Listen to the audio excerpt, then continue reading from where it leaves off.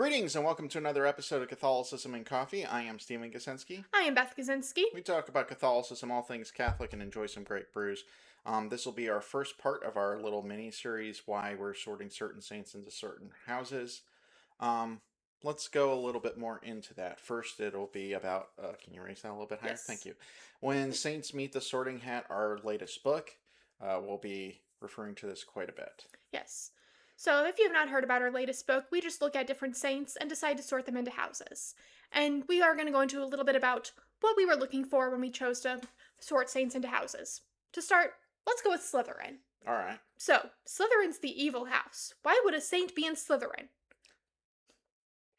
First off, Slytherins are not inherently evil. Dumbledore even says at one point, "I think we sort too soon." A great example of this is Regulus Black. Yeah, he was ambitious. He bought into all the pure blood ideals. He was a Slytherin. But at the end of the day, and what cost him his life, is he sought to destroy Voldemort's Horcrux. So, was Regulus Black evil at the end? I'd say no. Another person you could talk about in the Harry Potter series that was a Slytherin who wasn't inherently evil was Horace Slughorn. Yes. He was the head of Slytherin House multiple times in his career. So, but he wasn't inherently evil. He, in fact, fought against Voldemort at the Battle of Hogwarts Yes. in Deathly Hallows. And he was adamant that he did not want to join the Death Eaters. Yeah. So, to start, what traits were we looking for in our Slytherin saints? So, Slytherin is characterized by certain things. They're known to be a bit ambitious. They reject authority. They have a disregard for the rules. Yeah. And they're clever. They can Yes. think their way out of a lot of different situations. Yes. And we actually see Jesus himself even show some Slytherin tendencies. He rejects authority pretty harshly, calls out the scribes and the Pharisees and the Sadducees, calls them hypocrites. Mm-hmm. And whitewashed tombs and other colorful metaphors. Yes, those sound like metaphors the Slytherin might use. Mm-hmm.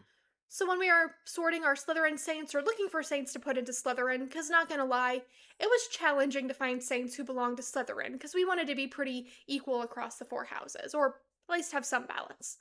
We looked for saints who were at one time ambitious, because as St. Augustine, I believe, says, every saint has a past, every sinner has a future. The saints weren't always good people, even just the apostles. They could be a little ambitious. They could be a little prideful. Yeah. And we were very careful as to look at, okay, was their ambition for bad or for good? And sometimes it's a mixed bag. Yes. We all have our ambitions. Yes. And we wanted to look at people with a nuance, and you have to look at a saint with a nuance. Now, because you can't take everything a church father says for absolute authority, because you have to look at context. For example,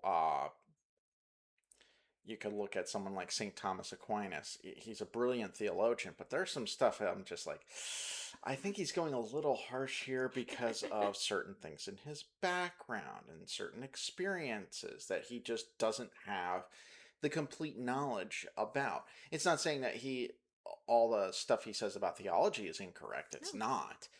But there are some stuff you just have to take with a grain of salt. Yeah. So, for the Slytherin saints, we looked at which saints were a little more ambitious. Which ones had tempers? If we look just at the apostles, some of them were hotheads. Yeah. Yeah. Which saints got into trouble with authority? A lot of them, especially in the early church. Very much so. And we're not saying every early Christian is a Slytherin. We're not saying every martyr is a Slytherin or every apostle is a Slytherin. But many of them, they are in Slytherin. A few could definitely be placed there. Yes. So, do you have any guesses about who got put in Slytherin? If you've already read the book, you're not allowed to guess. But if you have guesses, go ahead and drop them in the comments. And maybe it's a saint who's included in the book. Maybe we'll have to consider them for the sequel if we do one. Yeah.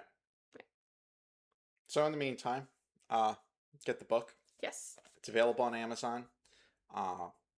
We sort over 30 saints. Yes. And we've got a few entries where we do two saints together, like, slight spoiler, Mary and Martha, the sisters of Lazarus, are sorted together.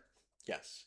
And Felicity and Perpetua are the Yes. other ones that we sorted together. Yes. Not in the same house as Mary and Martha. But we go through, but yeah, there's over 30 saints that we Yes. go through. And hopefully you'll get to learn a little about some saints maybe. And we go across so many eras. We've got some early saints. We've got some of our newest saints as well. Yeah. Yeah, we tried to make it a very well balanced book. Yes, we do. So, in the meantime, be bold, be brave, be courageous, drink your beverages, buy our books. Yes. Because as you know, our profits go to other projects. It helps us keep this ministry going for you all. Yes. God bless. God bless.